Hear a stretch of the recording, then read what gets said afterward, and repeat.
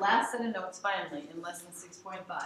Okay, so we're going to I could make it smaller here if that's the point. But okay, so we are going to multiply three binomials. My suggestion is going to be this: FOIL, and that's how we'll practice it. FOIL the first two because they're binomials, and then use the rectangle or the vertical method to multiply that product times the other binomial.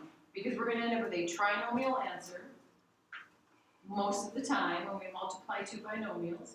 So we'll have a trinomial then to multiply times another binomial where we can't use FOIL then. So we're going to have to pick the rectangle or the vertical method to do it. So here's our first practice problem. We have x minus 3 to the third power. Yes? So so at one point you would end up with doing FOIL twice if the one of them cancels out and we get a binomial. Right. If when you do your first product of binomials, you end up with a binomial answer, then you could use FOIL again when you multiply by that other binomial. But only if, when you're multiplying your binomials, you get a binomial product. Okay? So we have to know when we can use FOIL and when we can't, basically. So what does x minus 3, that polynomial, taken to the third power, really mean? Sure, Marky? X minus 3, two more times. X minus 3, x minus 3, x minus 3. Is that what you meant by x minus 3 two more times? Yeah. Okay. So write it once and then do it two more times. In other words, x minus 3 is a factor 3 times. So we have a 3 polynomial multiplication even though each of the polynomials is the same. Okay, so what we're going to do is we're going to multiply just the first two binomials. We're going to take these guys and we're just going to deal with them first. Okay? So we're going to FOIL those, but before we FOIL them, what are we going to do? We're going to change them to add the opposite. So we have x plus a negative 3 times x plus a negative 3. Okay, well you guys are good FOILers now, so go ahead and FOIL that out. Let's see what our product is for the first two factors of our multiplication.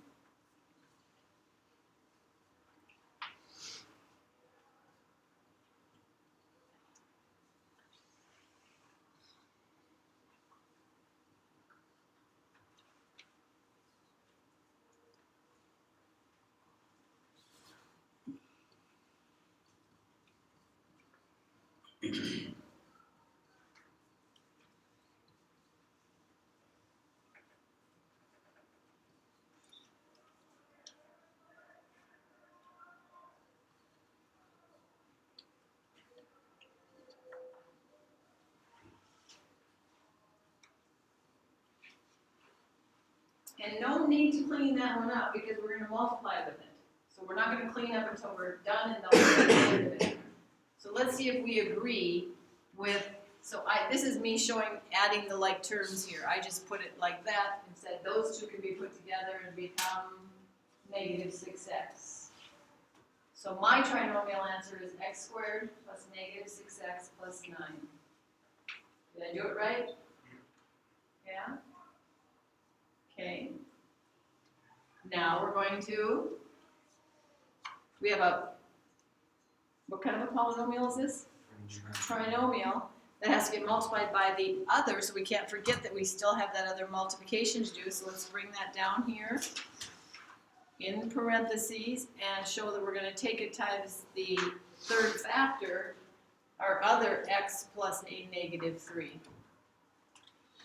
Now you get to decide which method do you want to use. Do you want to use the rectangle or the vertical? If you use a rectangle method, you need a what by what size rectangle? 2 by 3 or 3 by 2, either way. And if you do it vertical, which one's going to go on the top line? Trinomial. The trinomial. Okay, go ahead and use either method, rectangle or vertical. And let's see what kind of an answer you come up with.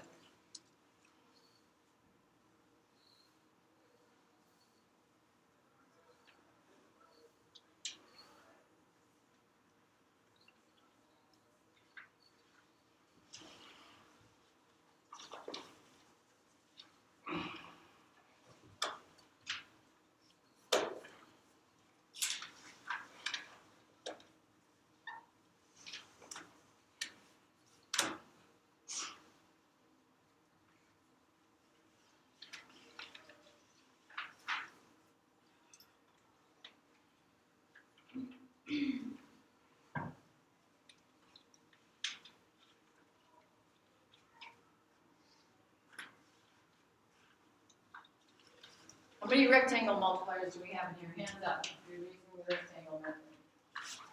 Can you do it like this way though? No, you can do it 2 by 3, I did it 3 by 2, didn't I? So, it doesn't matter, either way, 2 by 3, 3 by 2, we're gonna get the same 6 multiplications going on.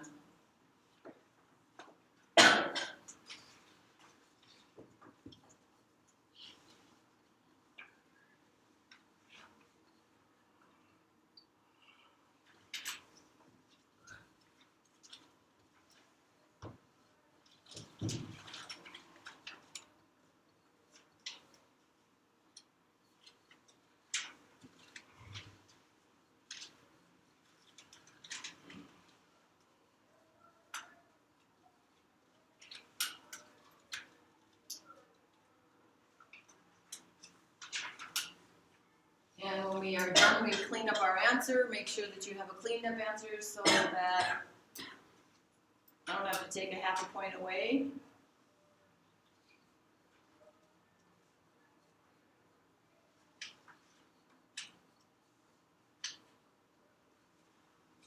No, I did that pretty quickly, so don't be afraid to challenge me if you think I'm wrong. I didn't look at my answer key to make sure I was right. I did the rectangle method. Do I need to be challenged? No? Have some people that have the same answer? Yeah. Okay. What kind of a polynomial do we have now? Polynomial, it doesn't have a special name because why? It's got 4. It's got 4 or more terms. When it's 4 or more terms, there are no special names anymore. What degree is this polynomial? Cubic. It is a cubic. So this is a cubic polynomial. That would be its classification. That would be its name. Its first part, second part name. Cubic polynomial. Okay, anybody need to ask questions about anywhere along the way here that something didn't work out for you or you don't understand yet?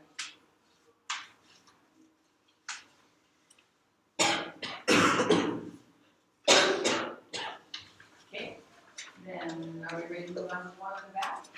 I think these are your question and answer.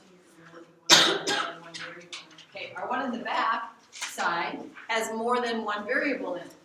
So now we get to be challenged a little bit more as to how do we multiply when we have more than one variable involved. So again, first thing we're going to do is we're going to write this out as, what would it look like as it's all of its factors, and let's just change subtraction to add the opposite in the same step. So our first factor, should we be changing it? How about x minus 2y? -2. Yeah, let's change that one to add the opposite. X plus 2y, is that the same as x plus negative 2y? No. No, that's right. So what do we have to do with this x plus 2y, this polynomial that's getting squared? Isaac? You have to take x plus 2y times x plus 2y. Okay. Okay, now I have another question for you. Does it matter which two factors we FOIL with? Yes. No. All three of them are binomials. Okay, for those of you who are saying that it doesn't matter, why doesn't it matter? Simon? Well, it was like a negative 2y and I don't know, it just doesn't matter. Oh, I think there's a property of multiplication that, right? It doesn't matter really because we should still end up with the same answer. Okay, why? What property of multiplication allows us to multiply in any order we want? Because it's not. Josh? What? Addition. Not addition. What property of multiplication allows us to multiply any of the factors in any order we want? In other words, if I say, I want to multiply x plus negative 2y. No, I want to leave that one out. I want to do the last two first. I want to do x plus 2y times x plus 2y. I want to take those two that are like each other times each other. Isaac, what property is that? I don't know, but Oh, come I on. I'm say looking for the property. I say it does matter I because, don't think it does. yeah, because the first one is a -2, and then that one, those two are positive. So if you do like the first one and one of the other ones, it's going to change the answer. Well, it'll change the first answer. Oh, is it gonna change the ending answer? Okay, here's my, okay, then let's go with this. What's 2 times 3 times 4? 2 times 3 is 6. 6. 6 times 4 is 24. Okay, well, instead, let's do 3 times 4 first. What's 3 times 4? 12. What's 12 times 2? Oh, we get the same answer. Yeah, because Cameron? it's the Commutative property. Thank you, Cameron. It's the commutative property, it starts with a C. It's the commutative property of multiplication that allows us to pick which 2 do we want to multiply with first. Okay? So it doesn't matter. But here's what we're going to do. Now that I put you through all that, we're just going to do it in the order it's given. Because something interesting is going to happen. Okay? So we're going to take the x plus negative 2y times the x plus 2y. We're going to take those first 2 factors again. We're going to take these guys and multiply them first. We don't have to, though. That's the point I want to make sure we understand. When there's more than 2 factors, you get to multiply in the order you want. Okay, go ahead and FOIL this out.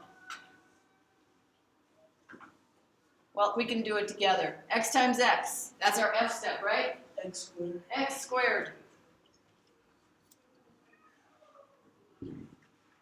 What's our O multiplication?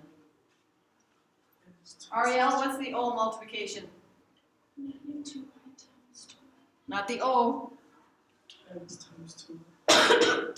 Shmarky, what? X times 2y. X times 2y. The outside terms. That's the O step. What is x times 2y? 2xy. 2xy. And why did you put it in that order, Shmarky?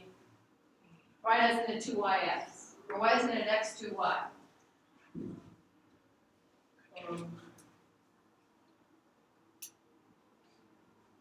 Josh, why did we do it that way? Oh, X comes before y in alphabetic.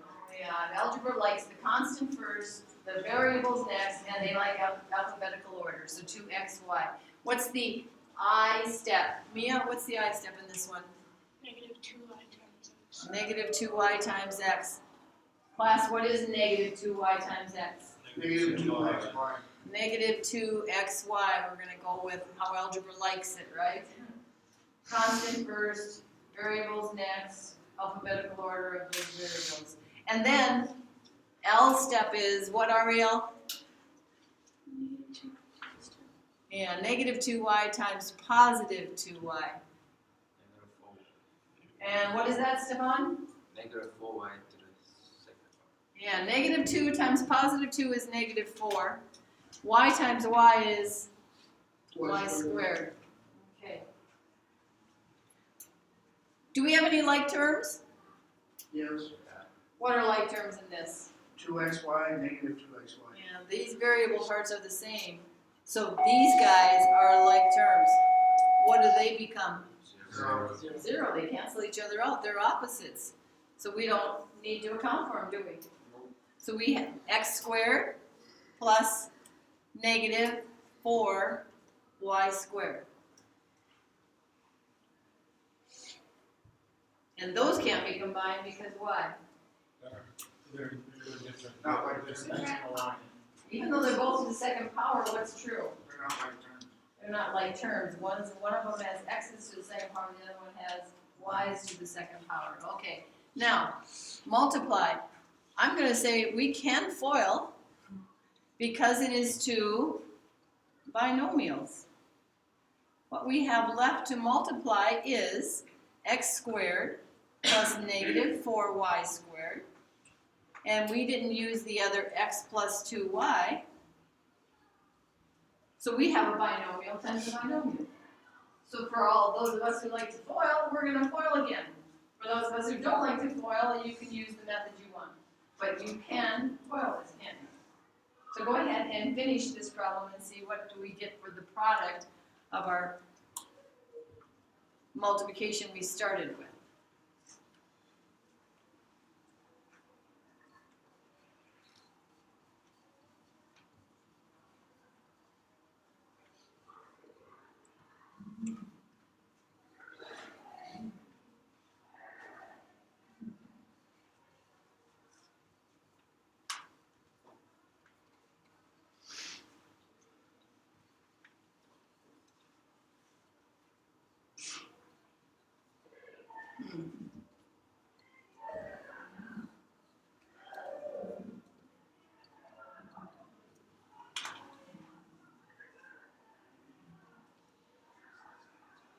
This is not a very fun one to do vertical multiplication with. Let me give you a little warning about that. I would suggest you use the rectangle method or FOIL. Vertical isn't going to work out very well.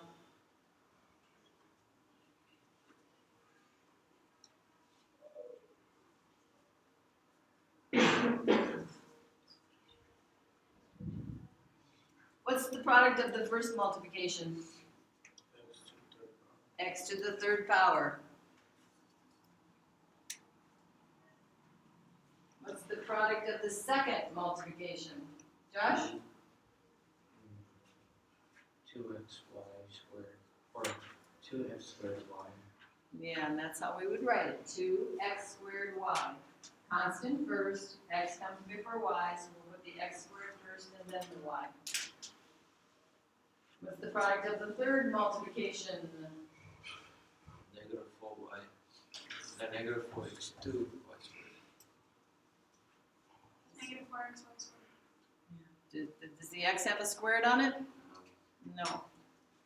Okay, negative 4, x comes before y, it's just x, y squared following it. And what's the product of the last multiplication?